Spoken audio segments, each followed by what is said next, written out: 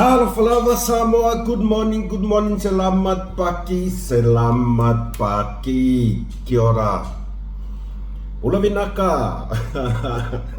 Kau ese fadal wako kakong ni kai hao Tasi le miliona fa akau wai mea fali. Oka e sole maka ukia Kasi le miliona fa akau wai le mea fali. Ale kangakai ko kasi. Fefe ilele fefe onei tangata fa ale alofa ile mamalu o se o tato watu. Yo maka wa ngaru ngai kangakale mafau ngai meso. Fa ko fo. Miliona va ka we me afan. Ya. O tato ta fai mai fo in nei tai au ma tango fie o le aso mua o a perila o le aso fai mai o le aso le kau fa se o le aso kau fa valea o le aso kau fai pepeno o mea uma ngai fai ai le aso mua le nei o a perila o tato wa ulia mai ia le atua Whaftai o tātou alwhai mai fwoi whanunga i le nei tae au mā tangofi. Aso fau, o mea fau, ia ole ola fau, balo si fau, ai mai se.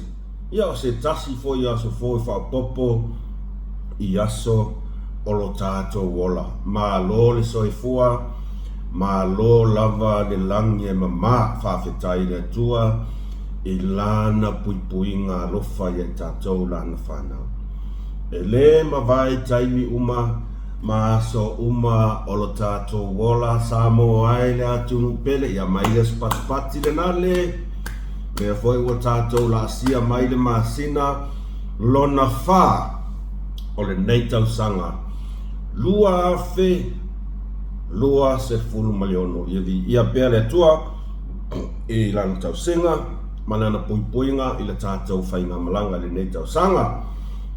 Tātou te le iloa lava me tupu, ai whaastai le tua le mwhaiona tu la whaai tātou ia atonu. E le solonga le lei pea aso lo tātou wola I lava taimi e te tupu ai nise o whaafita auli lo tātou wola, ia ai whaastai le tua ia na te le tu la ina I tātou lana whainau. O mai o tau, E le nei vaenga le aso e nai a o tau, ia a o le tae ao le nei, ia mātou nei, I Malaysia.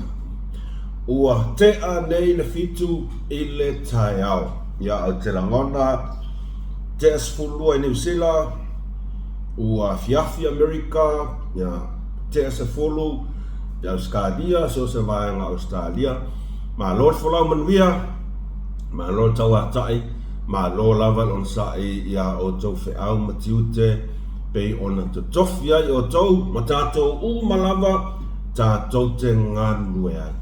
E whapito lava lau whata lofa ma lau whamalo atu I le tātou a inga o le whaatua I le atua sa motas.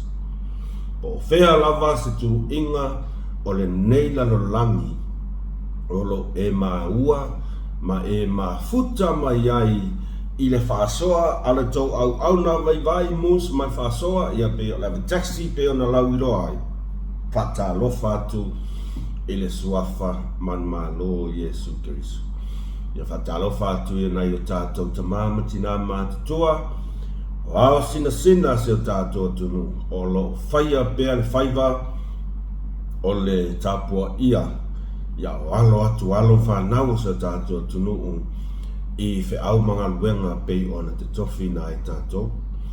Whapena fo I le pa ia o la ainga sārevi. A tō sunga whawhianga inga tau langi mo tō whalitua mo tō no whaalo o loo whawhalele maru so o se whata whaitau langa e fia e le ngata I Samoa a o le nei lalo langi atoa. Ia, whatalo whātu la tō au na whatau wa ale nei, mus mai whāsoa I la o tō pa ia malo o tō man. Le aise ma salo o loo tau fai tutu salava i tātou i le alofa le maleanga le leo le tua.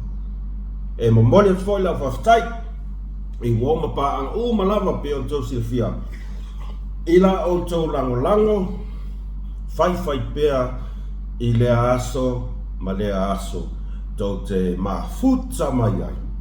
E le eise manuia na i le tau au na pau lava mea ia whamani te le lava le atua i la o tau lango e le mawai mo le mus ma le whasoa whawhetai te le lava. Ia, aere matata to whasoa ia o le mea masani lava o le like, share, subscribe il kako channel. Ai mai se lava i la tau e le i maua lava se ava noa e subscribe pai il kako channel. E ala foi ona le mo se ava no i la tau. Ona e le share kako, share ku ia le tatou whasoa. Share i lunga le YouTube, ia like. Velo i fo sau love ngale po sau comments ta lia mal whaftai. Ola tau me alo fasili lava le na mosi nei au na whaatau wa. Ao i lato malava ua maea ona subscribe la o tau pule lea whawhetai te lava. Ia o tatou maftanga lava nei o le a tau mawhai lava ia whaawa wina i le aso ma le aso. A misi se aso skasis kako whaasoa ia e whaamaruru atu. Ai o le a tau mawhai lava e pinga lava ka whasoa ka koke vai usal mea kongalo kako e vai kako e vai tatou mafuta wa vea lava nei whasoa me o tatou mafuta i le matango fio tau fina ngalo ia o nisi ua complain mai foi kaka ngafi miki so olo wis o te whaamalulu atu e sa o le keilo o fia kua i runga ia vale fo koe miki ia le lau sau marsolo anga o ele o ato tomalos o mau o fulu mau o menga o pepesi fa ma ina ya mato o mele o fulu o leva ke la ma pepesi fa ma ina mako ia e ao ona pui ai tu langa le o le afoi o lo walu i le mea o lo tumu e tangata kai pei fo ia COVID ia ai o le vankupure i whama e mako o flu influenza ia e whama lulu aku ai ia menga ngo whai aku ai ma na ia i o fina ngalo a sawa mos kau whainga fua meeting o lo wisi tu lo o ka ngafi comments nga ia whawhetai whamanatu mai esa wo fia ku e nunga kiare mai lau solo e fai kaua ka ko faso ia le la o le ngalo solo le wa mai ka ko solo e solo ka ko ele ngata le ol pesen me ole kale o ia le la an vai so ka kale solo ia ole fa malo si la va ngalo kau fai whaame afu whaanga lei whafo e whaasaule afu mai ngai konga whaame afu i whafo ia o ngā whifo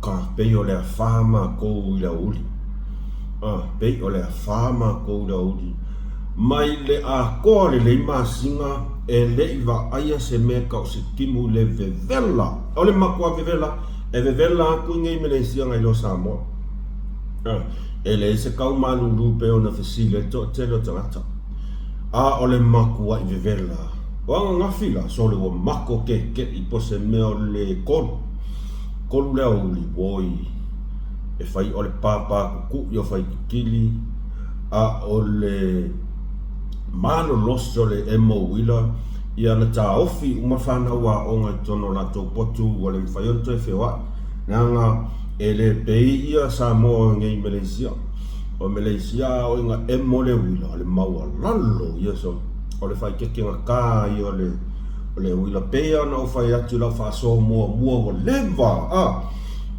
e iai se sa whainga luenga I nei il matokolis. Whainga luenga la o lanti ute o le te wina o le malai. O le playground o le aunga. Ia na wha mai mau e lon soifua I le tūlanga leo la vea I le wina ai o lo o te tele timonga. Ai o lo o whelua I runga malai. E kele whalavi tupu I le matau ti o le emo le wiong ngawhiranga mako koe mai ka wingai. Mako ngofo I konga kefe. O mako wa aia koa ngawhi. Ola e whai o le pā whai kiripea la e pā mai rungo aporwhare. A le malo losi la o emo le wina. Ia, e rei whai ingi mako le nginga.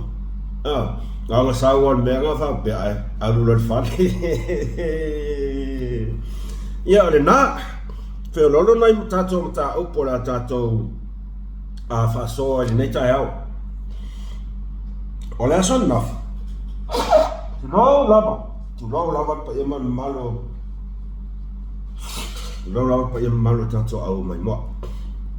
O le ason nafi. Sa au whanongolongo ai Porkalame a le fionga I whaipule I a Fontoe I la whatata noanga makangaka.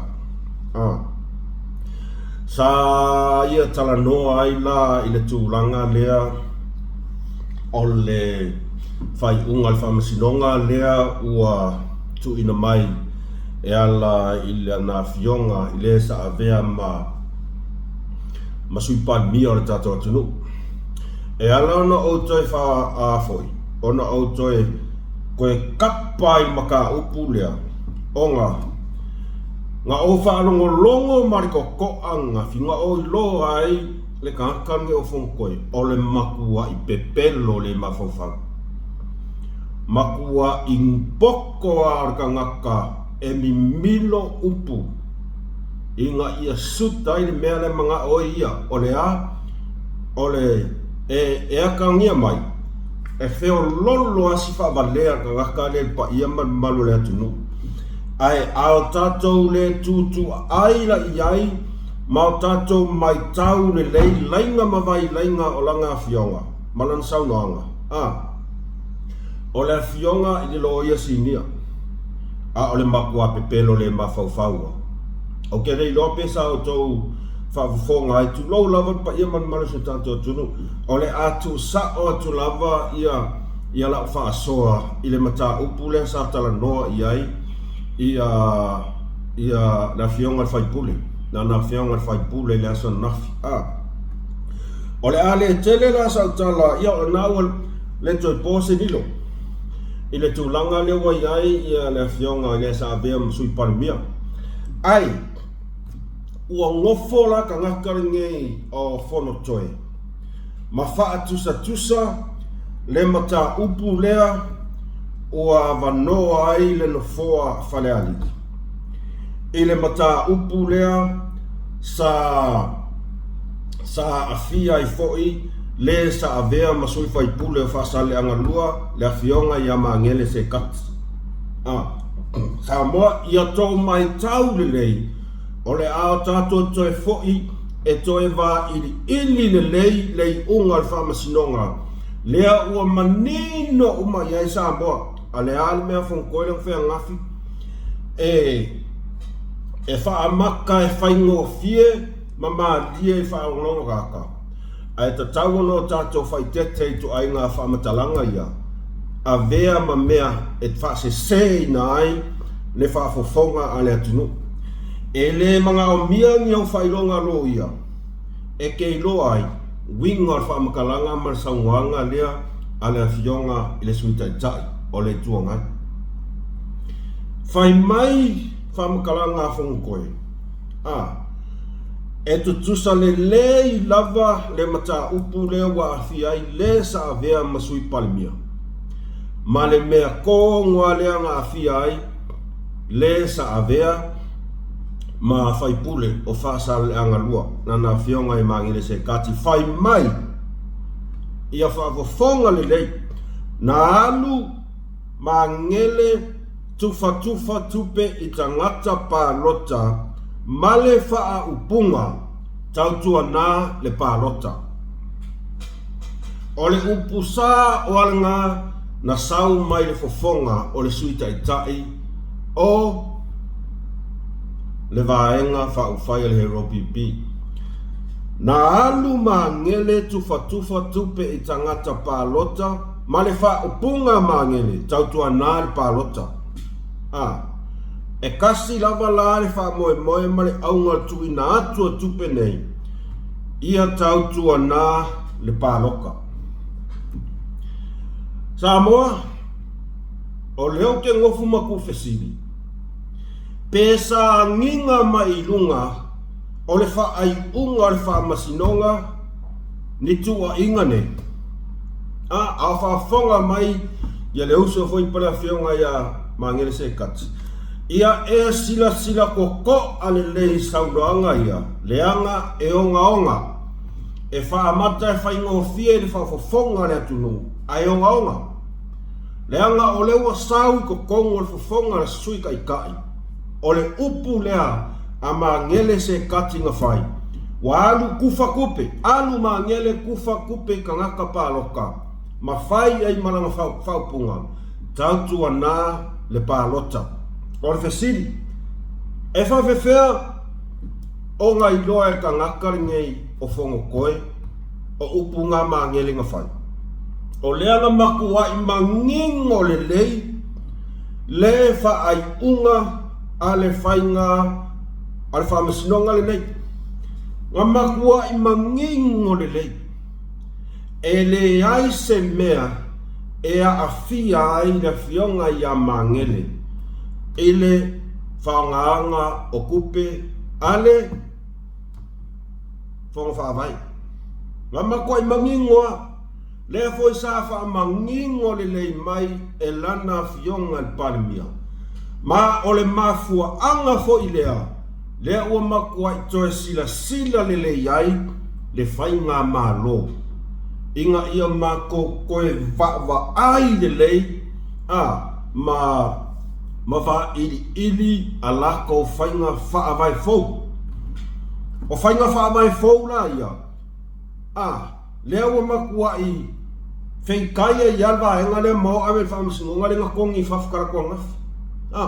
Whaamai fau ia, mafua mai lea, mafua mai le whai unga o le whamasinonga, lea sa a fia ai la whionga ia mangeli. O lea le whai unga o le whamasinonga, e le ai se a fianga o mangeli i le whaonga inga o kupe o le polokeki.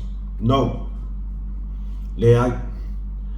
O kupe sa saingia e le whionga ia mangeli. Ma wha matu ui na atu i wha la potonga mo le ati nae o le tumalo. O le mea mo ni lava nan tupu mai whamasinonga.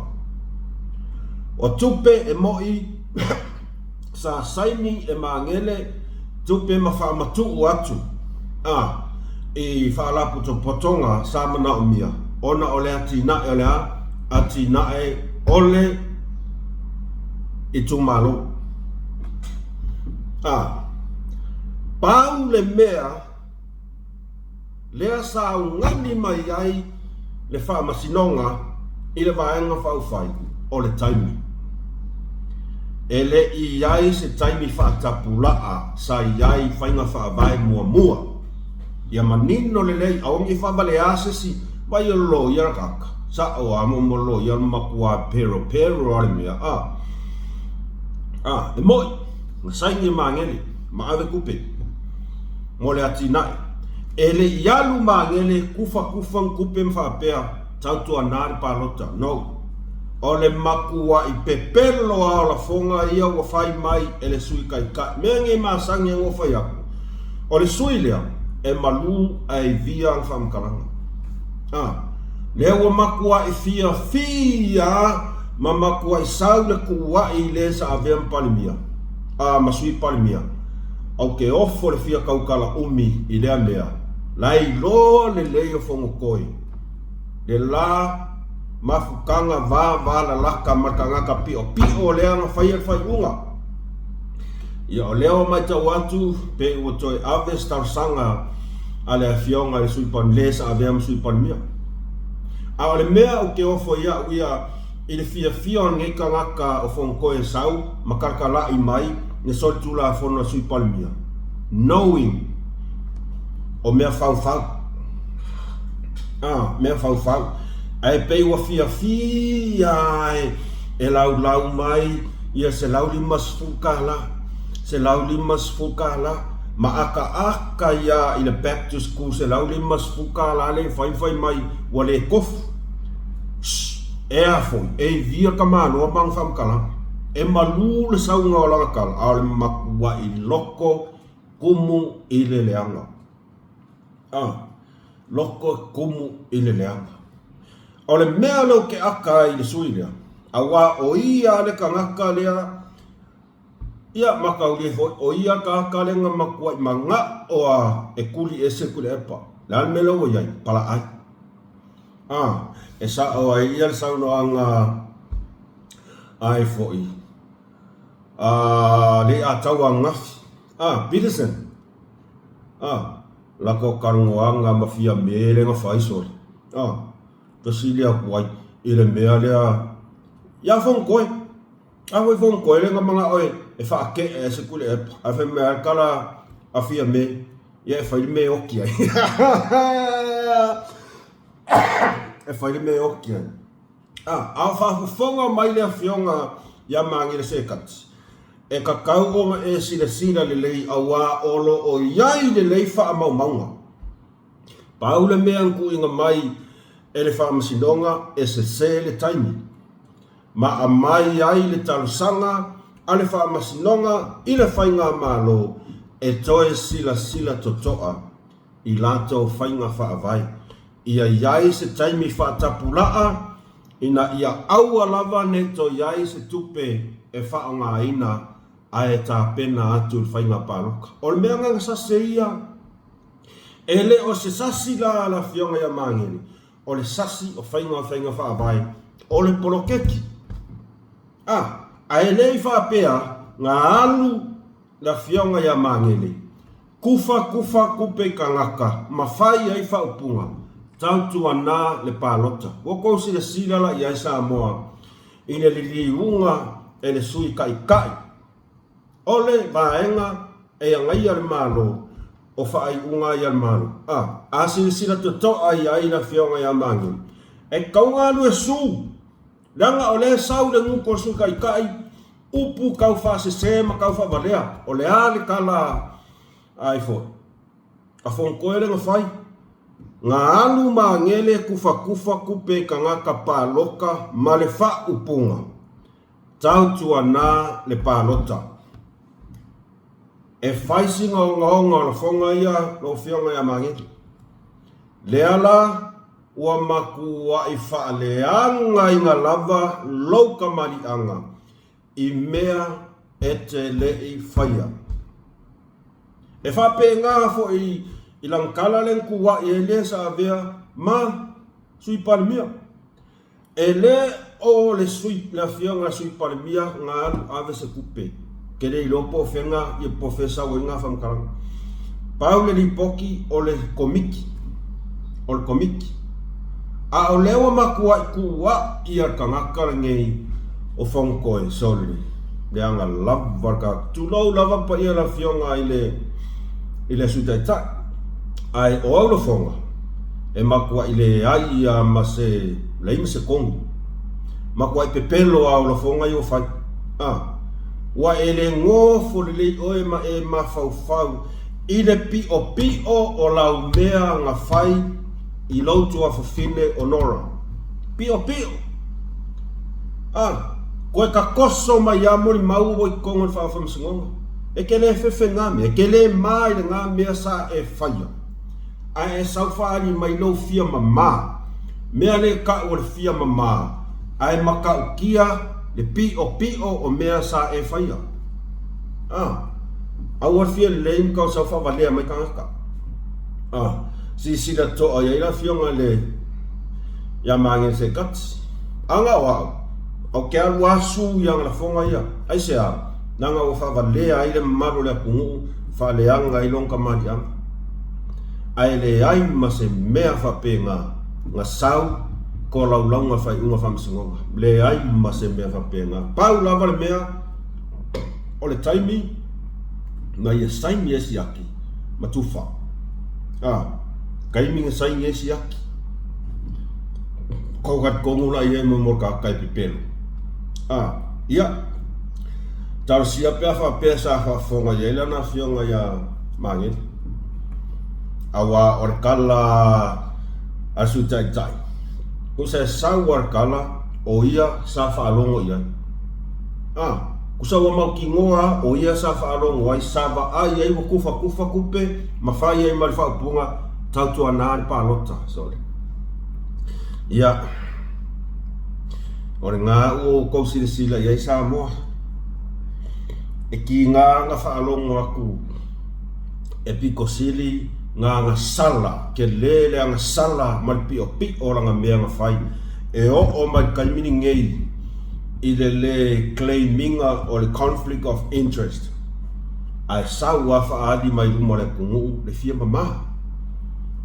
mama ai o le mea pito sili ona o fa fetai kuso o le wo mai ka ngaka ngei faali mai lo latou fia mama ma le fia miotonu i luma o le faafofoga a le atunu ua le ai se Samoa e le o koe silafia e le ai se Samoa e koe valea i kuaiga alafoga ia kusa pā ua le mea le ua iai kamaiaga le mai ae faafetai e le o koe valelea le akugu ua maku ai ela kasi alva ai aku yang sawanga sole maku ai pepelo le mafaufa ia fa ia koe fo o le situ langa lea ele moli mau atu le fatata loanga le anafi tu low lava ile paia male ainga sala ile ava fatu low atu sa moli mau uma Samoa na nginga mai lunga o porkalame tata iae ma ua sea faso ato e tangata i lunga o pento failan le aveai a tupu male tamali o le ainga swafa sala nga maku wa sa mala mai ai lava i pa io ainga ma ave le warning malapata inga yaka ngaka ua sa o nga koe whaonga inga le swafa sala wa ese ua le ai se swafa sala ma oe wa kapu oe avako e malaka inga e iai au lape makua pakakua pe a koe whaolongo koe whaonga mai le swafa sala tulou lava le pa iaman malu swafa ele esa wa ia ele tu lea ai au ke ka ngoi fa leo aku o fono toi o le loia sinia o le ale ngalwenga ale loia sinia e fai la taute fina wina le ame otonu la taute tausi tu la fono e ka kau o nga malama le lei fongo koe i lona tofi lo ia le iai ale asa o tofa fonga tu iai e le leili porkalame laua fionga sala laua fionga saoli laua fionga sala ai o ia o le lo ia sinia e te tau o na ia malama le lei i le aveai ale a inga lenga a maya puroko alal me le iai e solo mua i le lo ia le soli o le kula fonga ma kila mai luma le fafofonga ma le sila le kungu o ia e kakau o nga ke le no nga sila fia e ku ai ngā vaenga ia ai mai se lava pe o mai tūlanga tau i swafa e le kau make foi wa leva ngai doa e fontoi le warning le asa mai el ainga le warning le asa mai el ainga ya puroko sa kakau foi da ia fonotoe o ia o le lo ia o ia o le fai pule o ia o le suita e tai o le vaenga fau fai na matua ai fa ai te le lei i tūlanga ia ona ai sea o lea ua mai avea o le vanga mai A o lea solo mua mai I ka ngake puipuia kula fongo kausia kula fongo fina wina tula fono la meo tonu. O ngā ia solia kula fongo.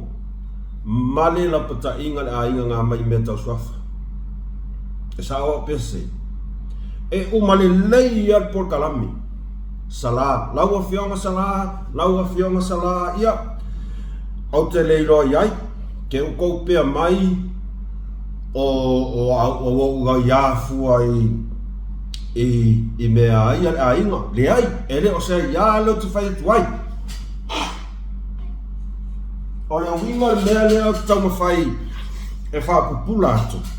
O le afoi, o le sila, o le lo ia lea. I ana whaupunga lea ai fia e lau le swafa sala. Tu lo lawan pa ia. E umali leia sala o sawali, o ngei maranga. O ke ofo. Au ke ofo fo I ngei ka ngaka o ka ngaka. Wale whaapea, o whai so ai le kea. E aka ia mafia ia puloku. I whalanginga le whalangi e koe ngai e whongkoi. E o ofo I karangoanga mani mong. E whaalangi ia le sala. O lo ke ofo I lai ka ngaka ngai. E pei fōlinga mai e whaare kea mai whainga ona ko mea. E o ofo ia ka ngaka, e le o kea. Anga whaapea e amana ia e ka ngaka le avea ia la inga. Mangu o le wangwhai ak. O te whamalulu atu rau whionga sui te tai. E tu sai ona la puta inga utu ino mai e la inga. Whapea ua koe whaonga anga mai swafa. E whawhewhea o le whai. E o yanga kusi e ave o kero po fele po fale o aile ave yang kusi ngai saingi mai e puloku le ngo salai lanu. Ia e le whapela o whaiaku o whapeolo o ia ai o kangaka I le kea o le makua I le kea. Ia a tonu ai o lo o whaafofonga I ai ia le ainga, pa ia le ainga foi ia, tau pa ia moto malu, fa malu luatu pia fa pia wa afia foi swafa, ai, e la ngona le alofa le anga o le vanga mai le avea, malapta inga, wa fa fufongo mai sa mo ako, ma wa umana sa inia umai, sa inga lima, pa ia man malu le ainga potu, ale asko fa fonga le kok fa fonga mai ai, le sasa kwa e solo mua ilo ia mfai pule, e fōringa mai, e le kea. Pe fōringa mai, le alak whao so, ai kua whea pulok, e le kea I pulok. Ia, mea la ngai mau. O le umma e whakakarunga ngā whai mai, ia le ae o mai kaiminge o kere oilo ali ngō lau producer. Kere ilo a po o ele ngō lau producer. Ai vai le akar kamalo, o ma whaapea mai. Ai le ima se si o whai ai. Kaka wa le maha. Ka le mangi ka ngaka wa masangi a leo langa ia I le mea kau o le pepelo ma kau whavalea. Yo e wa ai ai. O whavalea e puloku e suka I ka ia le afu. Ale he ropi pia ngafi. Bongo fo ma whape nge I le afu. I langa producer e sau karangoa le. Sau karangoa le. Se nga o mea malia me whai ange kaka pulo. Kusa ule ko ingo esesi. Au pe o whai whale iku mea ka mano. Ai vai le aka. Ua pula ngei maka. Patonua. Au ele is a producer. Ai. O whea so mai producer. Kusa nga uman me le ngofwai. Nga me ia kua moe nga roa. Nga me aku ai lo por moenga foi la fai mai era por kalame kalo fai prods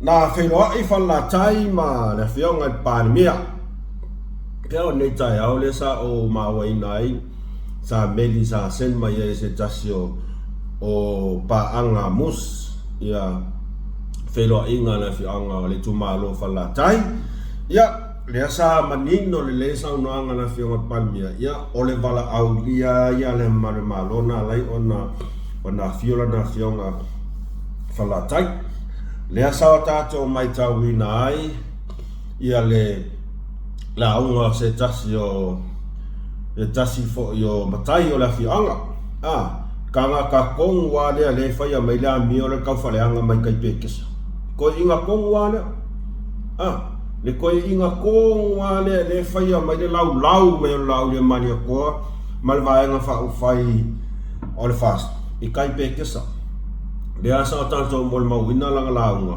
malana fa tala ula lawa fionga palmia koe fa popose sis fulka usanga ole fionga le mano o mea ia ngā ele sa wa ia o mea ia fa loto I fale vale tumalo pe ona sa noa nana fionga I le parmia ku ga ko fo por kiki o mea nga ia me ka kolo ko I fale ai sia ko mai manga kwa lea e ava kwanta o pule leanga ele ngalo o ka ngaka ngei o ka ngaka ngei sa makua I lako faasa kapu le faalau iloa al vaenga faufai I kokongu falaka kakangi kaka kongu ia sa fai fasa ngai mala fionga palmia anga I lato felo inga kangaka kau favalea ngi ele ngaka ile fai o faleanga I la fionga palmia ola kou ngei sa faya ngi upua sa se fa lau ilo al fast I ko kongo fale la kai le al melo oye le al melo oye ai ese lo fa fetai I la na fionga palmia I le fa ale atua o lona fidanga ia atato mai tawat falatai toto ivi ma ano na fionga palmia tanu wale putte na ola matupu ane ai le almea fala kainga fai I la fionga palmia sa kapu foi mai la fionga palmia o fa por kiki e fai a uma ai fa vavau a inga kangaka na te silafia le taua o le toto fare ainga ese ari por kiki ese maftanga fare ainga tangata e saunoa mai lava ia ua iaile tua te ngā lava ona moli mausa moli matui ti ngā o mea sa fai e ona tangata ia teia e al por kiki ai o fai nga koe inga renga fai e fai asin kau fa valea la meu koe ai koe karsanga koe fa popolesis full kau sanga ala fionga le la maro ai to sila mato moli mau me ala fionga la maro le sa fai fa sanga la fionga palmia e ka kere koe fia karangoa kele fia karangoa ai ma ele ai foi saua ia ile loko I fale ai o fala kaivana fionga palmia paule mea le ngo kango e pi kau fa makongia o kangaka ia nga fai kala fale anga kamali anga ia kau fa fonga fo ia ile sui fai pule fala kai kongole ol mok ia o mea anga io skai fa por kiki va anga ai e makui le mea fai fala kai la fionga ile palmia ia nga singa fa makongia fa penga ai ole loko I fale lava ia la fionga palmia mamata upule o kongia ko fala kai au ka fa valea ia ka ko si la in ko fa fonga ole se to finanga ole se to finanga ko ke manga nga o e ko fa popose sis fu kausanga ole malo le malo fa ko fo ia na o le tato fa ali manatu lava mai tato finngalo ai le fa pio fa ko kako se sopo e pole lava ka peneta man palmene i le latou fai unga. Oi, pei al palmia vo e filifilia le manu manu. O ka pengeka, e leo se palmenge, o le ka peneta. Ia, ko waku penga, o le mea ngai pakingo i ala kou ai, o so to fina ngalong ka ko mga ka ko mafau o kuai i le lava singa ma le whainga malanga sa whekai iai masi tātou whainga malo a fia whaia malo ia whangaka i le mga whaketai le tō whai vai malae ma pokalame tata ia soli e makau kia fo inga i whaila i o ka aki kia i o i le songa po le tō whai le ia asiata ia maranga soa tau makau kia o aungo longo whalungo longo i le whamkalanga ngā tō whale asiatanga o ua uura unguku ua uura unguku mo whapea oka e soli kasi le kangaka whakau mea whali i le milionga kala o tera ngona po tai ao le au tau whaufongo ua iau kuai wa kuai i anga langa kangaka ngei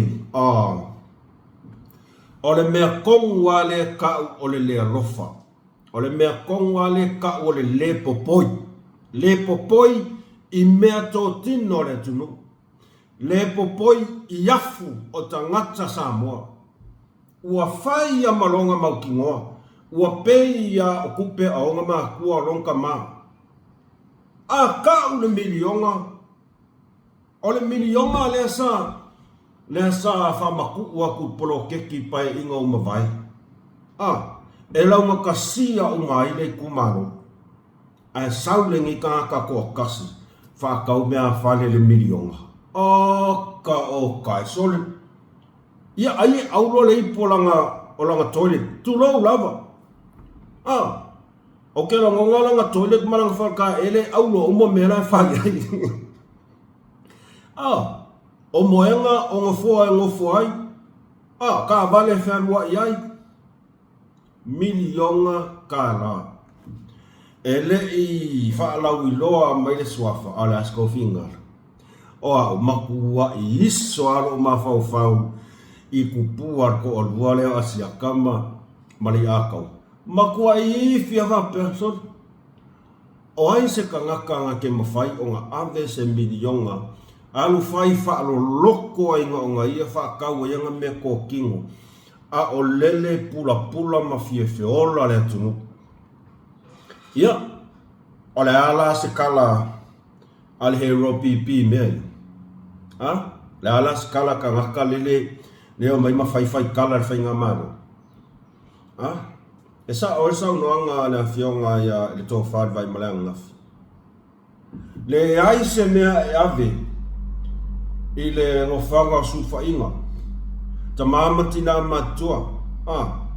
O na ia onga. Le se mea. Fai whaalo loko a kangaka milionga. O le mea lea o ke lea koe whailonga whesiri. Ua ka kikia whaila. Ua ka kikia whaila. Whawhekai a ele tō whai vai malae ua ia. Malo whai tautua. Malo tautua. Tautua e sausa o a ele ese alo. Ai Samoa soli. Au ke le iloa po le ase kala la fai. Ai o le aso tō masao salonga. O ai lea ua ngofo i le whale aulo. I le whaonga inga o le afu o le kunuu e whaakaua ianga mea whale. Ia kau mea whale ngofoa moenga lau ai. Mea uma me whaakokonga uma ai kukonga o le whale. Milionga ka la oka o ngofo ma imagine whapea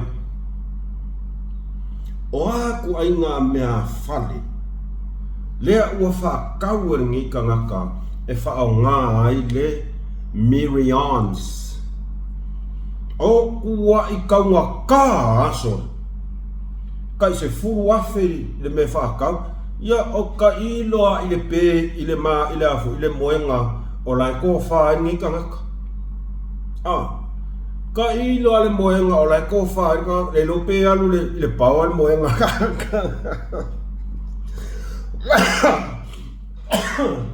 le lope alu le paua le moenga aringi ka ngaka ia ai longa fo yo fer wa I konga fale ai o fer wa I lango fo pe alu le paua pe au ko ngo fo ma fo ia I le milionga le an sole wa makwa yo wofo I le mea ka uringa oi mea kongo wale ka uringa oi ma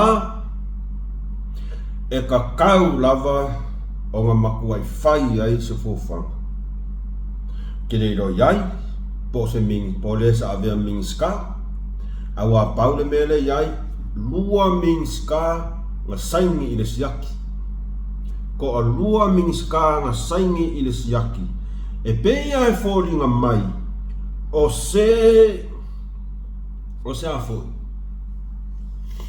o ni tofina mo lunga po ni whaau lunga o se mtanga ruenga po o se minsi tā fo ia pot pal mia fo sa ia I whaia koe fo por gang your arms whaia koe fo lua mings kang saingi siaki kasi milionga kako kadia ia kaiau kuri kakao le por kalame ar tau taia e le asa taiau peia o le o e fai la su enga ia nga fa sau no la ia kakalo inga mako sau mai nga kaiau le anga ko fai asi le popoi le ango o ngi kangaka o fai si le mafo fau ngi kangaka nga oi pupula I mea ko kingo le kungu ngoi pupula I mea ko kingo le kungu le alofa o le lau mai ka ngaka whamai ko makiwa le kungu ai o ngi ka ngaka ave milionga ngoi whakau ila ko mea ko kingo ka ingo I ngoi maua mai a kai au o le kongi ai kang malala po o ai a mai kongi kang malala ave ese uma mea ia ngai o whaunga ave ese uma e kaunga makuai a mai ave ese uma mea ngā alu ai kupe whakau ai ave kufa I ngai whala poko pukonga lai mga o mia sosoang whea koe fo I o kou o mai a o kou le kea o kou le popoi ko mai ai afo ngai ka le kungu a lele kau fai ngā malo e atia e se tato tunu kalo fai ia tato tu matai le pokalami tai au le tau tai a tonu lava o kai au e sau ai lore mea ba ai o las kau fa valer ngai le ai ele fa valer o ngafing fai sa nga a jo fai vai malai o ngai ia ngai manga ia lango ngai ama ko ele lo nga mio kau fa valer ele lo ngai nga April Fool e poa ia le na tato fa solna nei tai au ia o tala fea unga fo I lava martaimi e tapena I fo inga luenga fa fetai ma futa mai like, share, subscribe ka ko channel tai whamanatu atu ai manuia tele lava ia tau manga o tutoe nei yase a tau tiute ma tau fe au wha ma ngalo mai le tau au auna I se ngangana wale tau tamalii mala o tau wha fufonga ia tau whai lava wha pula tu manamita upu e yelo tata nunga iao ngā to si sila I tau whai ngā malo ia mako si sila fo ye ka ngaka ye kuwa ia ku ela e ka ngaka ngi whea koe fo ai whawhetai ma whatamai whamanuele atua ia o tau umalava alofa tele atu mus mai whasoa mo o tau umalava whasoifua